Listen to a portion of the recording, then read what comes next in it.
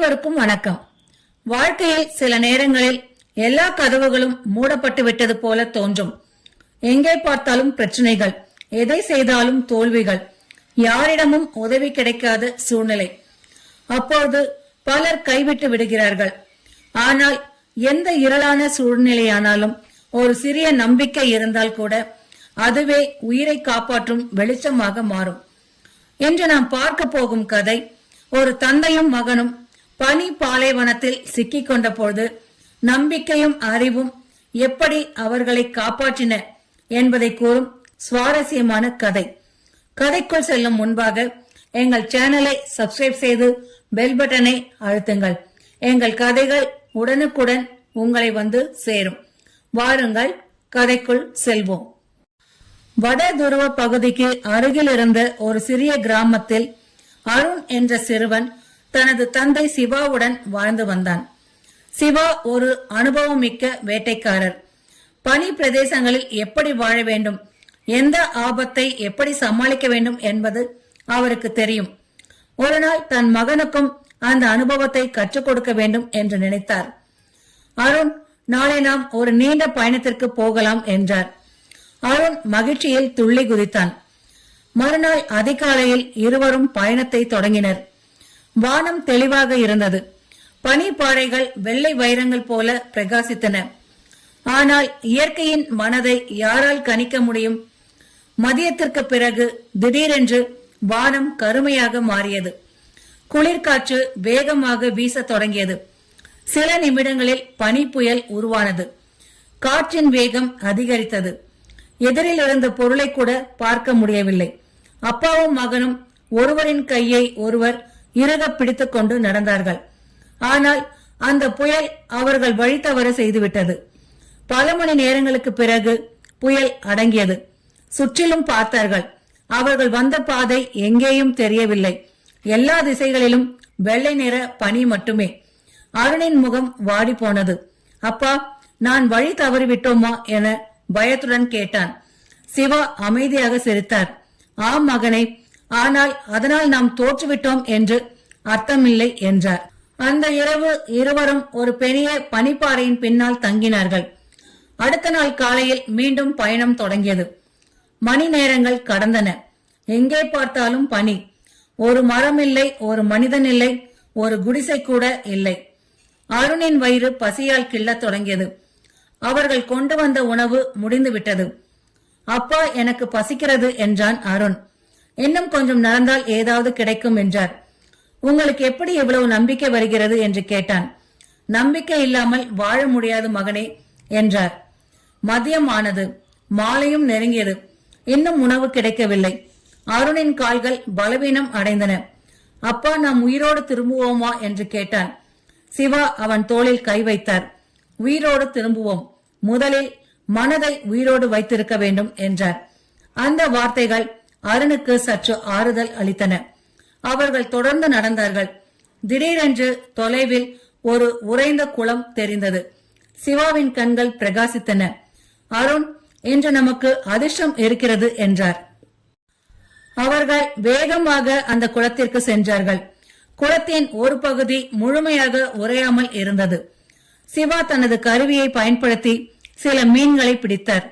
அருண் மகிழ்ச்சியில் குதித்தான். இனி நமக்கு உணவு கிடைத்து விட்டது என்று. ஆனால் அடுத்த நொடியில் அவன் முகம் மீண்டும் சுருங்கியது. அப்பா, இதை எப்படி சாப்பிட போகிறோம்? வேக வைத்து சாப்பிடுவோம் என்றார். ஆனால் நெருப்பு எங்கே என்று கேட்டான் அருண். சுற்றிலும் பார்த்தான்.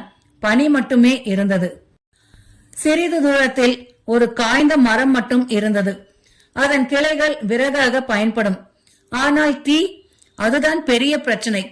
அப்பா, நெருப்பு இல்லாமல் எப்படி என்று கேட்டான். ஏதாவது வழி இருக்கும் என்றார். மீண்டும் அதே வார்த்தையா?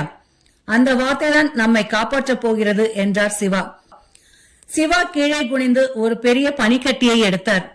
அதை தனது கத்தியால் மெதுவாக செதுக்க தொடங்கினார். 1 மணி நேரம் ஆனது. அருண் பொறுமை இழந்தான். அப்பா, என்ன செய்கிறீர்கள் என்று கேட்டான். நெருப்பு உருவாக்குகிறேன் என்றார். பனியால் நெருப்பா என்று கேட்டான். பொறுமையாக இரு என்றார் சிவா. சிவா அந்த பனிக்கட்டியை ஒரு குவிலன்ஸ் போல மாற்றினார். பிறகு மிகவும் மெல்லிய உலர்ந்த சுள்ளிகளை சேர்த்தார். சூரிய ஒளியை அந்த லென்ஸ் வழியாக சுள்ளிகளின் மேல் குவித்தார். சில நிமிடங்கள் எதுவும் நடக்கவில்லை. அருண் மீண்டும் நம்பிக்கை இழக்க தொடங்கினான். ஆனால் சிவா அசையவில்லை. அமைதியாக காத்திருந்தார். திடீரென்று ஒரு சிறிய புகை எழுந்தது. அதன் பிறகு ஒரு சிறிய தீப்பொறி. அடுத்த நொடியே சுள்ளிகள் எரிய தொடங்கின. அப்பா, தீ தீ என்று அருண் மகிழ்ச்சியில் கத்தினான். இருவரும் விரைவாக பெரிய விறகுகளை சேர்த்தனர். சில நிமிடங்களில் பெரிய நெருப்பு உருவானது. மீன்கள் வேக வைக்கப்பட்டன. அந்த மனம் அருணின் வயிற்றை இன்னும் அதிகமாக கிள்ளியது. சிறிது நேரத்தில் இருவரும் சூடான மீனை சாப்பிட்டார்கள். பல நாட்களாக சாப்பிடாதவர்களைப் போல வயிறார உண்டார்கள். அந்த இரவு நெருப்பின் அருகே அமர்ந்திருந்த போது அருண் அமைதியாக இருந்தான். சிவா சிரித்தார். என்ன யோசிக்கிறாய் என்று கேட்டார். அப்பா, இன்று ஒரு விஷயம் புரிந்தது என்றான். என்ன என்றார். பிரச்சனை வந்தால் முதலில் பயப்படக்கூடாது என்றான். அப்படியா என்று கேட்டார். ஆம், நான் பயந்தபோது எதுவும் தோன்றவில்லை. ஆனால் நீங்கள் அமைதியாக இருந்ததால் தீர்வு கண்டுபிடித்தீர்கள் என்றான். சிவா மகிழ்ச்சியுடன் தலையசைத்தார். மறுநாள் காலை பயணம் மீண்டும் தொடங்கியது. இப்பொழுது அருணின் முகத்தில் பயம் இல்லை, நம்பிக்கை மட்டுமே இருந்தது. சில மணி நேரங்கள் கழித்து தொலைவில் புகை எழுவது தெரிந்தது. ஒரு மனித குடியிருப்பு. அவர்கள் வேகமாக அங்கே சென்றார்கள். அங்கிருந்த மக்கள் அவர்களை அன்புடன் வரவேற்றார்கள். உணவும் தண்ணீரும் கொடுத்தார்கள். சில நாட்களுக்கு பிறகு அவர்கள் பாதுகாப்பாக தங்கள் கிராமத்திற்கு திரும்பினார்கள். பல ஆண்டுகள் கழித்து அருண் ஒரு திறமையான ஆய்வாளராக வளர்ந்தான். ஒரு நாள் அவனது மகனும் ஒரு பிரச்சனையால் பயந்தான். அப்போது அருண் சிரித்துக் கொண்டு சொன்னான், மகனே, கவலைப்படாதே, ஏதாவது வழி இருக்கும் என்றான். அந்த வார்த்தைகளை சொன்னவுடன் அவனுக்கு தனது அப்பா நினைவுக்கு வந்தார். நண்பர்களே, பிரச்சனைகள் இல்லாத வாழ்க்கை யாருக்கும் இல்லை. ஆனால் பிரச்சனைகளை பார்த்து பயப்படாத மனம் இருந்தால் தீர்வை கண்டுபிடிக்கும் அறிவு தானாகவே வரும். பணியால் கூட நெருப்பு உருவாக்க முடியும் என்றால் நம்பிக்கை இருந்தால் வாழ்க்கையின் எந்த பிரச்சனையையும் வெல்ல முடியும். ஆகவே எந்த சூழ்நிலையிலும் மனம் தாராதீர்கள். ஏதாவது வழி இருக்கும் என்ற நம்பிக்கையை மட்டும் ஒருபொழுதும் இழந்து விடாதீர்கள். நம்பிக்கை இருக்கும் இடத்தில் வழியும் இருக்கும். இந்த கதை உங்களுக்கு பிடித்திருந்தால் லைக் செய்து நண்பர்களுடன் ஷேர் செய்யுங்கள். மீண்டும் இது போன்ற சுவாரஸ்யமான கதையோடு உங்களை சந்திக்கின்றேன். நன்றி.